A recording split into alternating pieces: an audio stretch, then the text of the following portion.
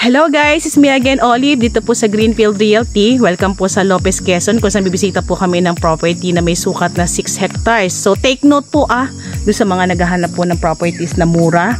And then at the same time malaki yung sukat. Ayan, watch nyo na tong video na to. I'm sure magugustuhan nyo po ito. Napakagandang property po. Ito po ay po pwedeng pag-alagaan po ng mga hayop katulad ng baboy, kambing, baka, and then at the same time may source po kasi ito ng tubig, so pwede po tayo magtanim dito ng mga talungan, maisan katulad po nung katabing property po nitong property po na binibisita po natin. So watch niyo po itong video na to. So tara, ikutin natin. Pero bago ang lahat, paki-like, paki-share and subscribe po sa ating YouTube channel, and then paki-pindot na din po yung ating notification bell para updated po kayo sa mga properties po na i-vlog po natin. So tara, let's go.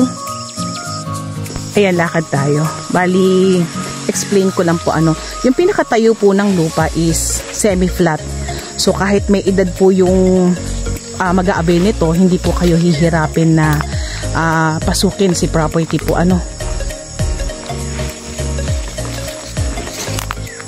Gaya ng nasabi ko, meron tong source ng tubig, kaya pwede po tayo magtanim ng mga halaman dito. So pakita ko na sa inyo agad yung pinakasapa niya. So ayan po siya. Yan po ay hindi naiigahan po.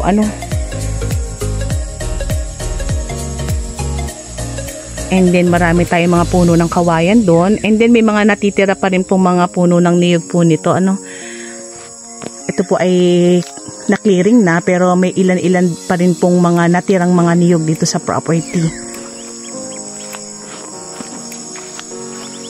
And then kagaya po ng mga nakikita ko sa mga binablog kong property, ayan, marami tayong mga sangang ganyan, mga kahoy, hardwood.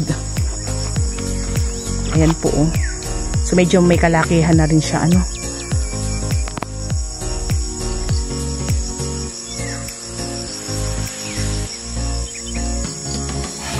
May mga ilang puno ng saging po tayo. And then kawayan, ang dami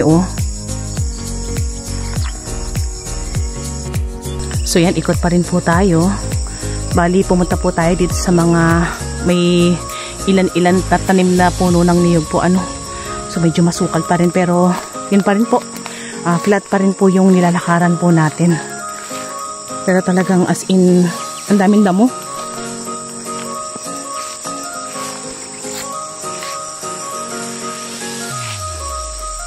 So sabi nga po ni nanay, talagang hindi na nila maasikaso yung kanilang property. Kaya talagang gusto na rin niyang mabenta.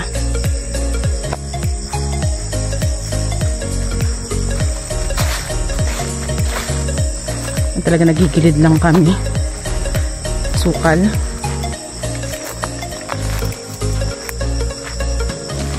Ang daming saging dito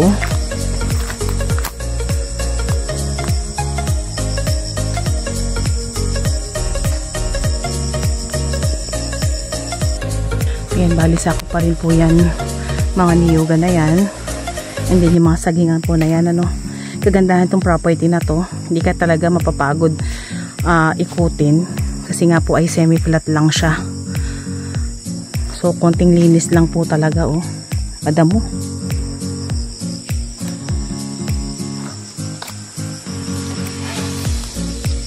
Pero tatry pa rin natin ikutin para makita natin kung may mataas tong part.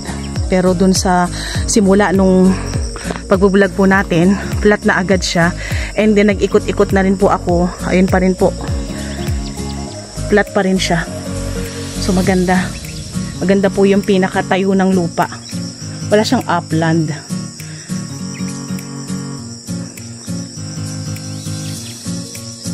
Yan, ikot pa rin tayo. So ayan pa rin po, marami pa rin tayo makikitang mga puno ng saging, saka po mga batang niyog pa po. So hindi pa siya namumunga yung iba. Palagay ko itong property na to medyo matagal-tagal na linisan, kasi medyo malaki po yung sukat po niya.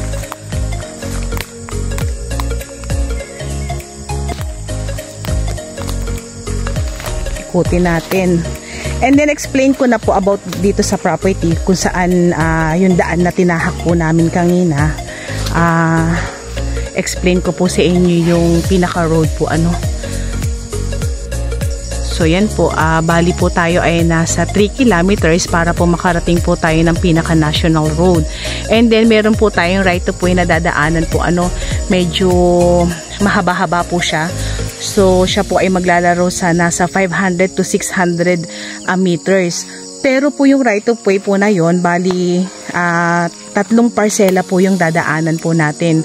So yung 2 parsela po is nakausap po ni seller at pumapayag po na magkaroon ng right of way. So isa na lang po yung kakausapin po natin para sa right of way kung saan yun yung pinakaunang dadatnan po natin ano. So yun naman daw po ay papayag din naman kasi dati na rin daw po siyang nagsabi na magkakaroon ng sana ng right of way para po dito sa kanyang property. So pumayag naman din daw po yun ano.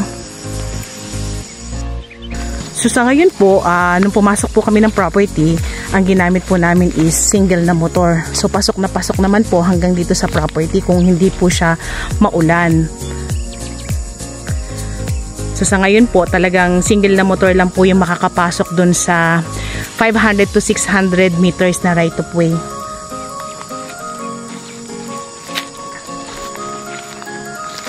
So good for investment po muna tong property na to.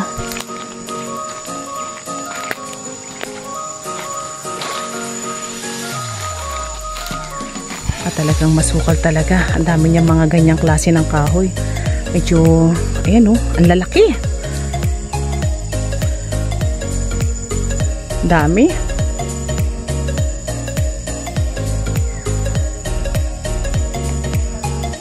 Ayan, lakad pa rin tayo.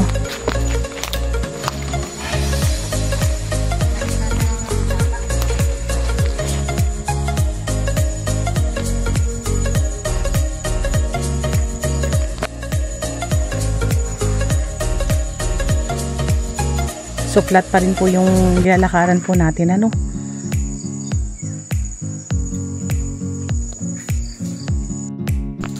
Yan, lakad pa rin tayo ano.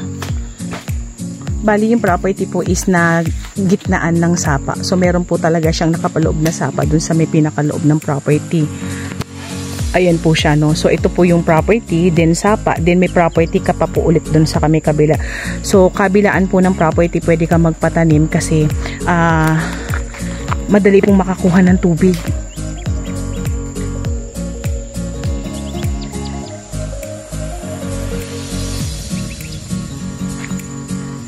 And then napansin ko po dito sa property yung pinakalupa niya, ayan. Ilang araw lang din po nag-uulan dito sa may pinaka bayan po ng Quezon po ano, pero yung pinakalupa niya is hindi man lang siya dumidikit sa tsinelas. Ibig sabihin mataba po yung pinakalupa niya, healthy, maganda pong pagtaniman talaga. So bago po kami nakarating ng property, meron po kami mga dinatnan na properties po dun sa may unahan kung saan nga po kukuha po tayo ng pinaka right of way po ano. So sila po ay may talungan, ang laki, ang lawak po ng mga talungan nila, maisan, and then po yung sitawan po ano. So magandang pagtaniman to.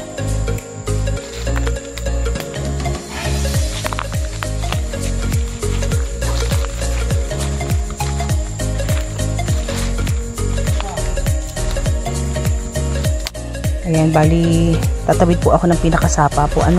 So ito yung sinasabi ko sa inyo na nakapaloob dun sa may pinaka-property. Ayan. So kanina may pinakita rin ako sa inyo yung sapa. Tapos ito po yung pinakakarugtong niya. Yan, hindi yan naiigahan. Malinaw yung pinakatubig.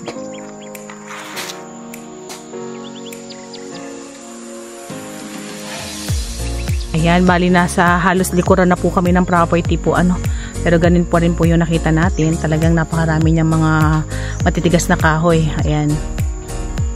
So wala naman siyang ganong sukal oh. Wala siyang ganong damo. So pakikinabangan po natin yung mga kahoy na yan. Pwede niyang ipambakod. Halos lahat po ganyan yung itsura oh. Ganda.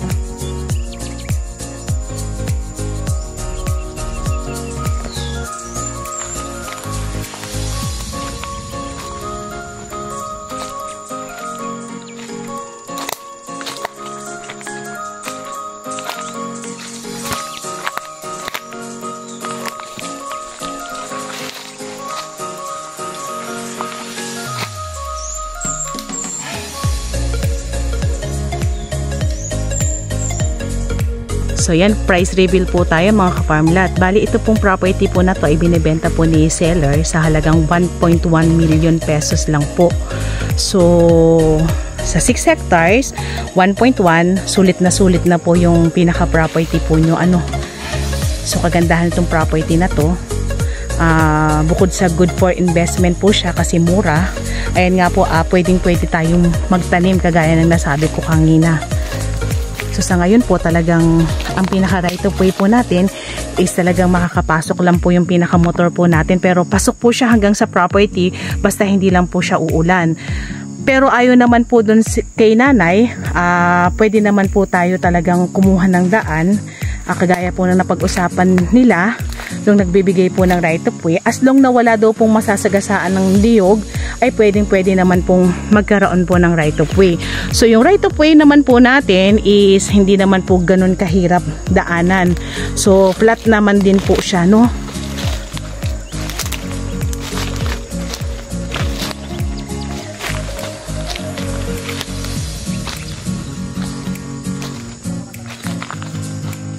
So sa mga naghahanap po ng property na good for farming lang po muna yung gusto, ayan, marirecommend ko po sa inyo to.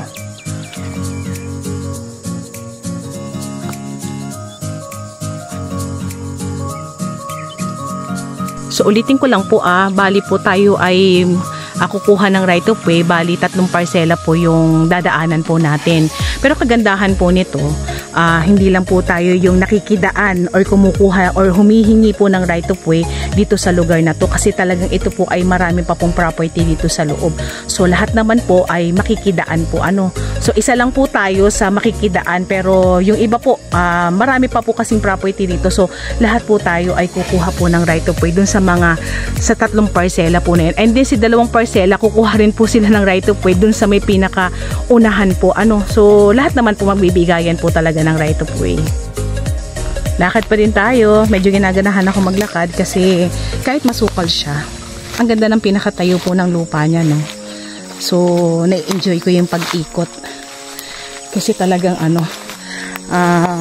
type ko rin yung mga semi-flat lang, tapos yung mga ganitong puro kahoy lang yung makikita mo, konti lang yung pinakadamo niya, saktong-sakto to kung sakali po mag-aalaga po kayo ng mga baka. Ay, ang ganda nitong property na to. Tapos may babuyan, may manukan, ayan, saktong-sakto po siya.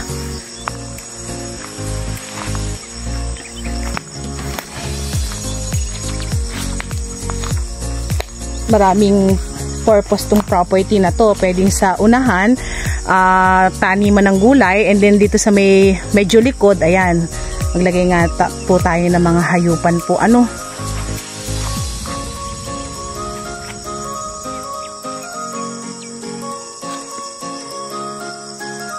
So yan, labas na tayo ng pinaka-property, pero bago tayo tuluyan lumabas, papakitaan ko lang po kayo nung pinakakatabi po nitong property po na to. Sabihan ko lang kayo ng idea kung paano sila nagtatanim dito sa lugar na to. So bali ito po ay hindi na po kasama dun sa property na binisita po natin, pero ito po yung pinakakatabi po niya. Ayan. So yan po, yung maliliit po na nakatanim na yan, yan po ay talong. So nagtanim siya ng mga panibagong niyog, and then sa gawi po na yun, ayun, talungan po yun. So nagkaroon ng kubo si kuya dito. Ayan, may kubo siya. So ganyan po yung idea na pa pwedeng gawin po natin dun sa may pinaka-property po. So ang ganda. So ganyan din lang po yung korte ng lupa. Parang pa-slope lang siya ng konti. So siya din po ay nakikidaan din po dun sa may pinaka-right of way po. So yan po sa mga naghahanap po ng property na gusto po ay mag-farm, and then at the same time mag-alaga po ng mga hayop, ayan. So avail na po kayo. So explain ko lang din po about sa documents ng property na to.